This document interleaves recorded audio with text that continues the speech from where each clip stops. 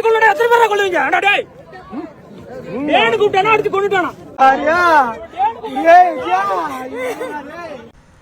மக்களே வணக்கம். டேன்னு கூப்பிட்டா ஒரு உயிர் போகுமா? போயிருக்கு. எங்கேன்னு கேட்டிங்கன்னா, குருசாமிபாளையத்தில் வேன் டிரைவராக பணிபுரிஞ்ச ஒருத்தர் வந்து பள்ளி வேன் டிரைவராக பணிபுரிஞ்ச ஒருத்தர் வந்து இறந்துருக்காரு.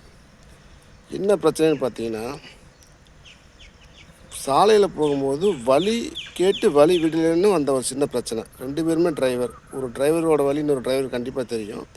அப்படி இருக்கும் பட்சத்தில் அவ்வளோ வேகமாக போய் நம்ம என்ன பண்ண போகிறோம்? ஒரு 5 நிமிஷம் நம்ம லேட்டாக போகிறதுனால ஒன்றும் நம்ம குடி முழுகி போயிடுறது கிடையாது. அதனால் வாழ்க்கையில் பொறுமை ரொம்ப முக்கியம். பொறுமை இழந்தோம்னா வாழ்க்கையை இழந்துருவோம். நம்மளால் நம்ம பாதிக்கப்பட்டால் பரவாயில்ல, நம்மளால் இன்னொரு குடும்பம் பாதிக்கப்படுறதுன்னு நினைக்கும் போது ரொம்ப வருத்தமாக இருக்குது. மக்களே, சாலையில் போகும்போது கொஞ்சம் பொறுமை நிதானம் வேணும் கண்டிப்பாக.